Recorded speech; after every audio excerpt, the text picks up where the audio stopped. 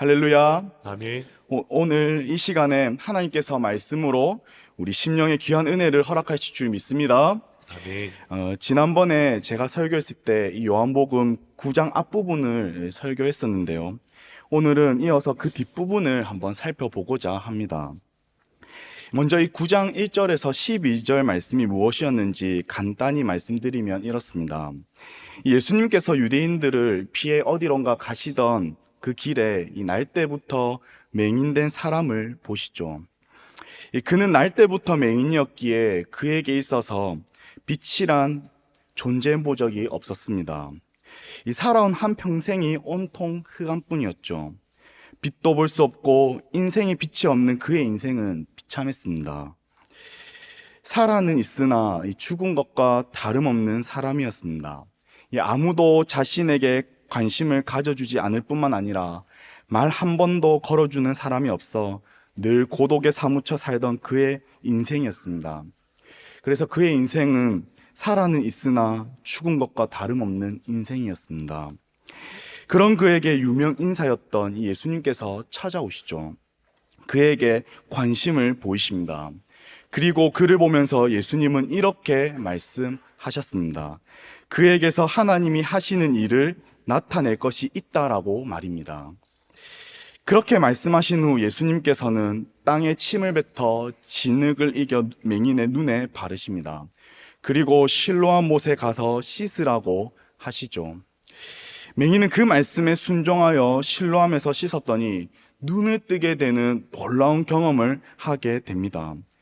이렇게 예수님께서 맹인의 눈을 고치신 부분이 우리가 지난번에 살펴봤던 내용입니다.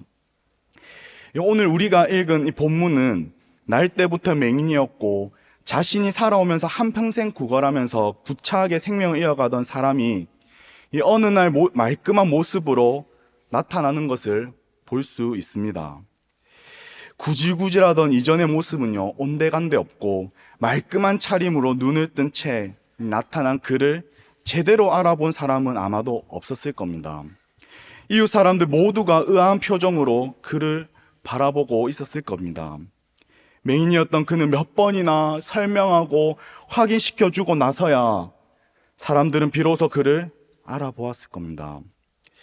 이웃들은 전에 맹인이었던 자에게 이 11절 말씀한 것처럼 예수라 하는 그 사람이 진흙을 이겨 내 눈에 바르고 나더러 실로암에 가서 씻으라 하기에 가서 씻었더니 보게 되었노라라는 말은 들었지만 그들은 도무지 믿을 수가 없었습니다. 허나 자기들 눈앞에 앉아서 날마다 구걸하던 그 맹인이었던 사람이 자기들 눈앞에 떡하니 있으니 부인할 수도 없었습니다. 그들 마음 한켠에는요, 여전히 이해하지 못한 것이 있었는데 그게 무엇인가? 유대인들은 건강과 이 재물과 장수를 이 하나님의 축복의 표징이라고 여겼습니다. 그런데 이 가난한 거린이자 맹인이었던 그는 분명 하나님께 벌을 받고 있는 사람으로 그들은 간주했을 겁니다. 그래서 제가 지난번에 설교를 했을 때 이렇게 말씀을 드렸었죠. 유대인들은 병이나 이 고난의 원인을 인과론적으로 보아 죄의 결과라고 생각했다고 말입니다. 이를 대표하는 사람들이 바로 욥의 세 친구들이라고 말씀을 드렸습니다.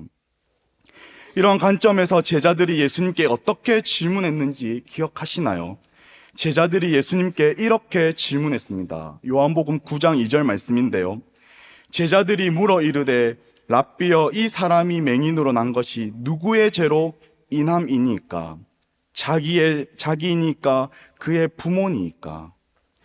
건강과 재물과 장수를 하나님의 축복의 표징이라고 유대인들이 여겼다면 반대로 장애를 가진 사람은 죄 때문에 하나님께 벌을 받고 있다고 생각했습니다. 제자들도 예수님께 질문했을 때 이러한 맥락에서 나온 것이었습니다. 이런 사고를 가지고 있었던 유대인들은 본인들이 알고 있는 것과 전혀 다른 상황에 혼란스러웠습니다. 도대체 이 상황은 어떤 상황이란 말인가? 이 갑작스러운 치유는 무엇을 의미한단 말인가? 구걸하던 거린 이 맹인의 눈을 뜨게 한 사람, 이 예수란 사람은 도대체 어떤 사람인가?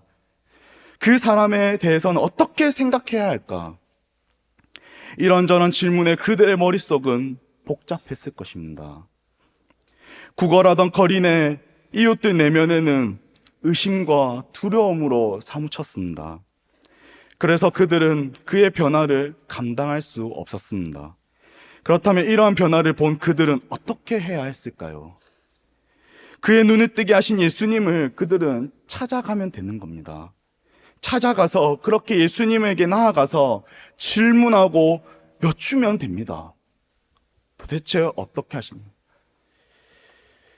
이 치료를 통하여 예수님께서 하시고자 하는 그 일이 무엇입니까? 여쭈면 되는 겁니다. 그런데 그들은 그거를 하지 않습니다. 이웃들이 예수님을 찾아가지 않고 누구를 찾아갑니까? 13절 말씀입니다. 13절 말씀 한번 읽어보겠습니다. 시작. 그들이 전에 맹인이었던 사람을 데리고 바리새인들에게 갔더라. 아멘. 여기에 바리새인들은 지역 회당을 담당하던 종교 지도자들이었을 겁니다. 그들이 왜 바리새인들에게 데리고 갔는지는 확실하게 알 수가 없습니다. 그런데 말입니다, 믿음의 동역자 여러분, 우리는 내 생각의 한계를 벗어나서 의심스러워질 때 우리들은 흔히 이 권위자를 찾게 되어 있습니다. 내보다 더 나은 사람, 내보다 더 지식이 있는 사람, 그렇게 권위자를 찾게 되어 있습니다. 오늘 본문에 등장하고 있는 이 이웃들도 자신의 한계에 넘어서다 보니까 자신들은 자기보다 더 나은 그 권위자들을 찾아간 겁니다. 이 사도 요한은 이 그 다음 절에서 눈에 띄게 하는 한 단어를 기록하고 있는데요. 그게 무엇인가? 14절 말씀도 한번 읽어보겠습니다. 시작. 예수께서 진흙을 이겨 눈을 뜨게 하신 날은 안식일이라. 눈에 띄게 하는 단어가 무엇일까요? 안식일입니다. 예수께서 진흙을 만들어 이 소경의 눈을 뜨게 하신 날이 이 안식일이었음을 밝히고 있습니다. 요한복음 5장에서 예수님이 이 베데스다 연못에서 이 38년 된 병자를 치료하셨던 그 날 역시도 안식일이었습니다. 그때도 그 일 때문에 유대인들은 예수님을 죽이려고 했죠. 그래서 요한복음 5장 38절 말씀에 유대인들이 이로 말미암아 더욱 예수를 죽이고자 하니, 그런데 이번에도 맹인을 고치신 날 역시 안식일입니다. 유대인들의 이 구전에 따르면요, 안식일에는 이 죽을 병이 아니면 병 고치는 일을 할 수 없었다고 합니다. 그렇다면 당연히 이 맹인은요, 그 해당 사항은 없습니다. 하루 더 맹인으로 산다고 해서 생명에 지장이 있는 것은 아니기 때문이죠. 긴급하지 않기 때문에 굳이 안식일에 치료를 하지 않으셔도 되는 것입니다. 내일 하셔도 되고 아니면 그 다음 날에 하셔도 되는 것이죠. 평생 못 보면서 지냈는데 예수님께서 굳이 꼭 안식일에 하셔야 했나요? 그렇지 않습니다. 언제 하셔도 무방했다는 것이죠. 그런데 예수님은 굳이 안식일에 그를 치료하셨습니다. 반죽하는 일도 안식일에 금하는 이 39가지 행위 가운데 하나였습니다. 그리고 후기 유대 정승에 따르면 안식일에 눈에 무언가를 바르는 행위도 금지였다고 합니다. 또한 다른 전승에서는 안식일에 침을 뱉어서도 안 된다고 말했습니다. 이는 곧 예수님께서 안식일에 관한 이 유대인들의 구전법에 어겨가면서 맹인을 지금 고치신 것입니다. 이것은 결코 우연이 아닙니다. 예수님께서 아무것도 모르시고 그냥 그 병자를 치유하신 것이 아닙니다. 예수님께서는 의도적으로 자신이 어떤 분이신지를 계시하기 위해 이 안식일을 이용하셔서 치유의 날로 택하시는 것을 볼 수 있습니다. 이는 맹인의 눈을 뜨는 것과 안식일이 분명 어떤 관계가 있기 때문인데요. 오늘 우리가 살펴본 본문 앞쪽에서 예수님은 맹인을 고치신 사건이 맹인의 눈만 고치신 것이 아니라 그를 새롭게 창조하신 사건임을 우리는 말씀을 통해 살펴보았습니다. 믿음의 동역자 여러분, 그렇다면 안식일은 어떤 날입니까? 이 안식일은 어떤 날인가요? 하나님은 이스라엘 백성을 새롭게 창조하셔서 이 창세전에 계획하신 영원한 그 참 안식에 참여하게 할 것이라고 약속하셨습니다. 이 약속을 기억하고 찬양하는 날이 바로 안식일입니다. 아담의 범죄 이후 모든 인간은 죄와 사망 아래 갇혀 있게 되었습니다. 하나님을 거역하고 하나님을 떠난 인간의 죄가 가져다 준 결과는 오래전부터 오늘날 현재까지 이 여러 모양으로 나타나고 있음을 보게 됩니다. 병에 걸리고 환경이 파괴되고 전쟁이 일어나는 것, 이뿐만이 아닙니다. 재난은 이 모양 저 모양으로 닥치고 늙어 죽는 것 등 그것입니다. 그러나 죄와 사망에서 벗어나 새롭게 창조된 새 하늘과 새 땅에서의 영원한 안식은 요한계시록에서 이렇게 분명하게 말씀하고 있습니다. 요한계시록 21장 4절 말씀입니다. 우리가 읽어볼까요? 시작. 모든 눈물을 그 눈에서 닦아주시니 다시는 사망이 없고 애통하는 것이나 곡하는 것이나 아픈 것이 다시 있지 아니하리라. 할렐루야. 요한계시록의 말씀의 표현대로 다시는 사망이 없고 애통하는 것이나 곡하는 것이나 아픈 것이 없는 것이 안식입니다. 믿으십니까? 아멘. 하나님은 그 안식을 어린 양이신 예수님의 이 십자가와 영광스러운 부활을 통해서 성취하십니다. 예수님이 오신 것은 바로 이 안식일의 참뜻을 성취하시기 위해서입니다. 그래서 마가복음 2장 27절에서 28절에 이렇게 말씀합니다. 이르시되 안식일이 사람을 위하여 있는 것이요 사람이 안식일을 위하여 있는 것이 아니니 이러므로 인자는 안식일에도 주인이니라. 예수님께서 그를 굳이 안식일에 치유하셔서 의도적으로 안식일을 깨뜨리신 것은 형식과 규정 중심의 그 안식일을 창조자가 정한 안식일의 본질로 되돌리려고 하신 행동이었다는 것입니다. 안식일은 사람을 형식과 규정에 가두는 날이 아니라 풀어서 자유케 하는 날이라는 것이요. 이를 사람들이 알 리가 없었습니다. 그래서 이미 예수님을 통해 새로운 창조가 시작되었다는 것을 알리시기 위해 이 사망의 증상이 고쳐지는 모습을 보여주십니다. 예수님을 통해 질병에서 노임을 받고 보지 못하는 자가 보게 되고 심지어 요한복음 11장에 가면 죽은 나사로가 살아나게 됩니다. 그 살아남으로써 이제 인간이 사망으로부터 해방되어 자유롭게 시작되었다는 것을 보여주고 계신 것이죠. 예수님을 통해 새롭게 창조되기 시작한 것이요 안식의 때가 이미 예수님 안에서 시작된 겁니다.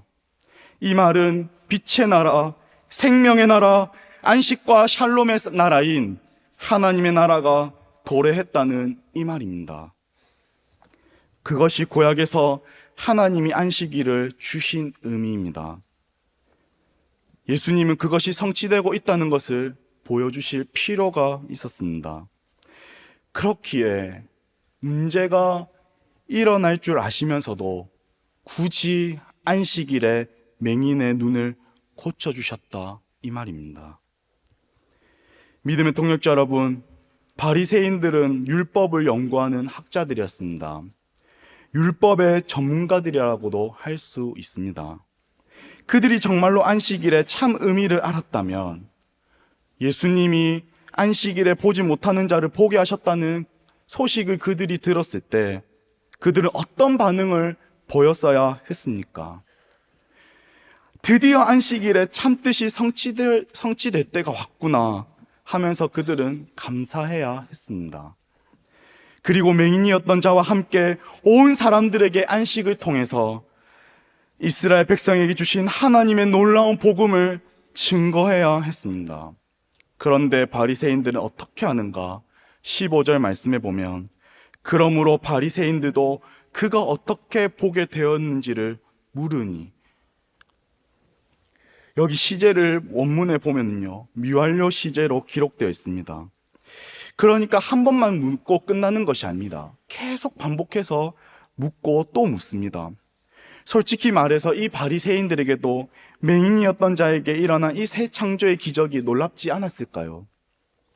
당연히 그들 또한 내면에는 놀라웠을 겁니다. 그리고 궁금증이 막 그들 마음 가운데도 일어났을 거예요. 그런데도 그들은 그것을 인정하고 결코 받아들이지 않습니다. 계속 반복해서 똑같은 질문을 그에게 하고 또 하는 것입니다. 왜요? 두려웠기 때문입니다. 그들을 둘러싼 이 외부적인 환경이 녹록지 않았거든요. 로마가 유대를 점령하고 있었고 그들에게 빌붙은 이 제사장들이 성전 예배를 돈벌이 수단으로 전락시켰습니다. 그런 타락된 모습은 이 바리새인들은 못마땅하게 여겼죠. 하지만 그것을 무시한 채 자기들만 거룩하게 유지하면 된다고 생각하면서 그들은 살아왔습니다. 자기들의 소수의 남은 자라고 자처하며 위로를 삼았죠. 그런데 맹인의 눈을 뜨게 하신 예수님은 또 다른 이 내부적인 문제가 도달했습니다. 예수님은 그들의 신념 체계를 위협하는 치명적인 존재이셨습니다. 이는 처음 있는 일도 아니었기에 지금까지 수차례 예수님은 바리새인들이 주장해왔던 것과는 전혀 다른 주장을 펼쳐 보이셨습니다. 게다가 예수님은 단지 말씀만 하고 끝내신 것이 아니라 놀라운 이적들을 보여주셨죠. 최고의 존경을 받고 있던 유대교의 이 산 양심인 그들의 자리가 위태로워질 지경이었습니다. 그런데 지금 자기 눈앞에 덩그러니 또 하나의 산 증거가 자기 눈앞에 있으니까, 그러니 그들은 그 마음 가운데 두려움으로 가득 찼던 것입니다. 만약 바리새인들이 이 모든 것을 인정한다면 예수님을 메시아로 받아들여야 하고 자기들도 그분의 제자가 되어야 했던 것이기에, 또한 지금까지 자신들이 누려온 모든 것을 버리고 여태 가르쳐 왔던 것을 다 부정해야 했습니다. 그렇기 때문에 이런 두려운 마음을 지닌 채 맹인이었던 자에게 계속해서 질문을 한 것이고, 도저히 안 될 것 같으니까 이 안식일을 범했다는 것으로 걸고 넘어지고 있는 것입니다. 잘 알려진 대로 이 안식일은 할례와 정결 규례와 함께 이 이스라엘 백성이 지켜야 할 가장 중요한 세 가지 의식 중에 하나였습니다. 그렇기 때문에 결코 이 안식일 규정을 어기는 자가 하나님으로부터 온 자일 수 없다라고 그들은 생각한 것입니다. 그러므로 날 때부터 이 맹인이었던 그가 눈을 뜬 게 하나님으로부터 일어난 일일 수 없는 것이라고 그들은 철저하게 부인하고 외면했던 것입니다. 그들은 안식일을 정면으로 어기면서 기적을 행한 것은 하나님이 주신 권능이 아니라 사탄이 준 권능을 행한 것으로 보았습니다. 그럼에도 16절 하반절 말씀을 보시면 그들의 이러한 추론은 그들 안에서조차도 반대에 부딪히는 것을 보게 됩니다. 그래서 바리새인들 중에 어떤 사람은 이렇게 말합니다. 맹인이었던 그에게 일어난 기적, 어둠이 물러가고 빛이 들어온 이 사건, 죽었던 게 살아난 이 기적이 하나님과 무관한 죄인을 통해서 일어났을 리가 없다. 그건 있을 수 없는 일이다 라는 주장이 나오면서 그들 안에서도 분쟁이 일어나는 것을 우리는 보게 됩니다. 이에 그들은 자기들의 주장과 자기들의 확신을 뒷받침할 만한 근거를, 또한 협의를 찾기 위해서 그를 다시 소환합니다. 그를 다시 물어봅니다. 17절 말씀인데요. 17절 말씀을 우리가 자막을 보고 읽어보겠습니다. 시작. 이에 맹인되었던 자에게 다시 묻되 그 사람이 내 눈을 뜨게 하였으니 너는 그를 어떠한 사람이라 하느냐. 대답하되 선지자니이다 하니. 아멘. 자기네들끼리 의견이 나뉘자 어이없게도 증인으로 출석한 사람에게 재판장이 묻고 있는 처지임을 보게 됩니다. 사실 내심 이 두 의견 중 어느 것이 맞는지 판단해 주기를 기대했을지도 모르겠습니다. 하지만 맹인의 대답은 분명하고도 확신에 찬 대답을 합니다. 그들의 기대에 무색하게 전혀 다른 대답을 합니다. 그의 대답은요, 선지자입니다. 그는 선지자입니다. 이렇게 고백합니다. 이 고백은 놀라운 고백이 아닐 수가 없습니다. 그의 순수하고도 단순한 용기가 참으로 놀랐습니다. 앞서 11절에서 예수님을 가리켜 그는 예수라 하는 그 사람이라고 말한 것과는 판이하는 것을 우리는 볼 수 있습니다. 맹인이었던 그가 이렇게 고백한 것이 참으로 놀라운 것이라고 했는데 왜 그런가? 오늘 우리가 읽은 본문 중 22절 중반부터 쭉 보시면 이렇게 기록되어 있습니다. 누구든지 예수를 그리스도라 시인하는 자는 출교하기로 결의하였으므로. 이 말씀에 따르면 이때는 이미 예수님을 시인하는 자, 예수님을 그리스도라고 하는 자는 이 유대교 회당에서 출교할 거라고 이미 법령이 발효된 상황이었기 때문입니다. 오늘날에도 출교가 있습니다마는 그 당시에 출교와는 비교가 안 됩니다. 유대 사회는 아주 가깝게 연결고리로 맺어져 있었거든요. 그렇기 때문에 유대교 회당에서 출교된다? 그러면 그 말은 사회 경제적으로 엄청난 이 불이익을 당하면서 사회적 매장을 당할 수 있는 이 가능성을 포함했기 때문에 그 당시에 출교는 굉장히 어마어마한 징계였습니다. 그래서 아주 드물게 시행했던 징계라고도 합니다. 이를 잘 알았기에 맹인이었던 그의 부모는 그것을 무서워해서 회피하는 것을 볼 수 있습니다.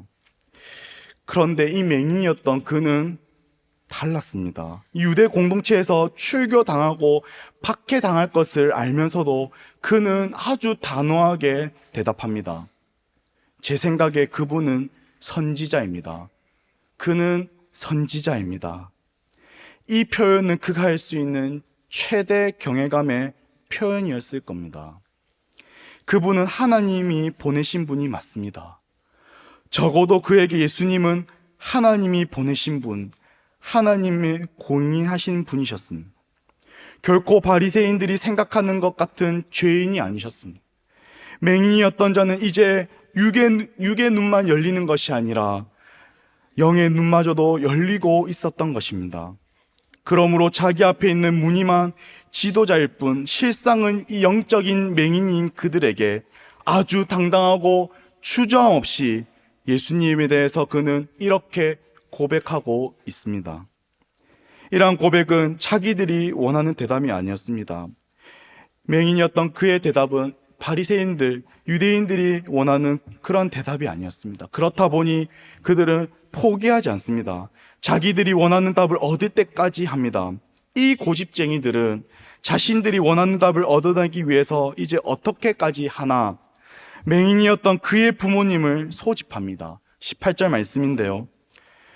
유대인들이 그가 맹인으로 있다가 보게 된 것을 믿지 아니하고 그 부모를 불러 묻되, 그 부모들을 불러 다시 질문합니다. 자기들의 만족을 얻을 때까지, 자신들이 납득하고 받아들여질 때까지 계속적으로 질문하는 것. 그리고 19절 말씀인데요. 19절 말씀을 한번 읽어보겠습니다. 시작. 이는 너희 말에 맹인으로 났다 하는 너희 아들이냐? 그러면 지금은 어떻게 해서 보느냐? 믿음의 동력자 여러분, 바리새인들처럼 자기 주장, 자기 입장에 사로잡혀 있는 자들은요, 본인이 원하는 답, 본인이 원하는 바가 이루어지지 않으면 절대 만족하지 않습니다. 그래서 오늘 본문을 살펴보시면서도 느끼셨겠지만 이 원하는 답을 주지 않는 사람들과는 대화도 불가능하고 동행도 불가능합니다. 원하는 답을 주지 않는 자들은 이들에게 있어서 상종 못할 원수가 되는 것이죠. 바리새인들의 질문에 대한 이 맹인이었던 자의 부모의 반응은 무엇입니까? 어떻게 대답합니까? 20절에서 20절 말씀인데요. 그 부모가 대답하여 이르되 이 사람이 우리 아들인 것과 맹인으로 난 것을 아나이다. 그러나 지금 어떻게 해서 보는지 또는 누가 그 눈을 뜨게 하였는지 우리는 알지 못하나이다. 그에게 물어보소서. 그가 장성하였으니 자기 일을 말하리이다. 맹인이었던 그의 부모의 대답을 보면요, 우리들의 보편적 속성을 방영해 줍니다. 그게 뭘까요? 우리가 입으로는 뭐라고 말하든지 간에 실제로는 하나님보다 사람을 좀 더 두려워한다는 것입니다. 실제로는 진실보다 이해관계를 더 두려워해요. 이는 현실주의자들의 모습입니다. 우리 모두는 이해관계를 위해서 사실과 거짓을 적절히 섞어서 말할 줄 알죠. 하나님의 말씀보다 자신의 생존 여부를 판단 기준으로 삼습니다. 다시 20절에서 21절에 그의 부모의 대답한 것을 보면 부모가 이렇게 말합니다. 이 사람이 우리 아들인 것 맞습니다. 그리고 태어날 때부터 맹인인 것도 맞습니다. 그러나 그가 지금 어떻게 해서 보게 됐는지, 누가 그 눈을 뜨게 했는지 우리는 어떻게 알 수 있겠습니다. 어떻게 알 수 있겠습니까? 우리는 알지 못합니다. 동역자 여러분, 이게 맞는 말입니까? 이게 맞는 말일까요? 틀렸죠. 거짓말입니다. 앞에 대답한 말은 맞았지만 뒤에 대답한 말은 명백히 거짓말입니다. 이미 동네 사람들이 다 알았습니다. 그런데 그 맹인이었던 부모는 과연 몰랐을까요? 맹인이 눈을 뜨고 아마도 부모에게 달려가 너무 기뻐해서 환호했을 것입니다. 부모는 자기의 아들이 눈을 뜨고 왔을 때 그 기쁨을 감추지 못했을 거예요. 환호하고 박수치고 어떤 일이 너에게 일어났냐? 누가 너의 눈을 뜨게 해줬냐? 그렇게 막 담소를 밤이 지새우도록 나눴을 것입니다. 부모가 몰랐다는 것은 불가능합니다. 이들은 출교라는 두려움에 사로잡혀 있었기에 어떻게 하는가? 그에게 물어보소서. 그가 장성하였으니 자기 일을 말하리이다. 그렇게 말합니다. 결국 책임져야 되는 말을 자기 아들에게 떠넘겨 버립니다. 유대인들은 13세, 13살의 성년식을 거행했습니다. 13살이 되면 이제 법적인 책임을 본인이 지게 되어 있었습니다. 이는 스스로 증언할 권리가 있다는 얘기죠. 그러니까 지금 맹인이었던 그의 부모가 이 아들에게 떠넘기고 있는데 사실은 모든 책임을 아들이 지라고 하고 있는 것입니다. 맹인이었던 그는 눈을 뜨기 전 구걸하며 살아왔었습니다. 아무것도 보지 못하는 아들을 늘 구걸하고 있도록 방치한 부모입니다. 그럴 수밖에 없는 현실적 이유가 있었을지도 모르지만 지금 이 상황까지도 아들에게 모든 책임을 떠넘기고 있습니다. 너무 안타깝지 않습니까? 여태껏 그는 무시당하고 외면과 무관심 속에서 살아왔는데 눈을 뜬 그 시점에서도 크게 다를 바가 없습니다. 자신의 말에 인정해주고 또 자신의 말을 받아주고 동의해주는 사람은 단 한 사람도 없다는 거예요. 평생 맹인으로 살다가 놀라운 기적으로 눈을 뜬 것에 함께 기뻐해주는 사람도 없다는 거예요. 자신의 곁에 서서 격려해주는 사람도 없습니다. 그의 처지는 여전히 외롭고 쓸쓸한 처지입니다.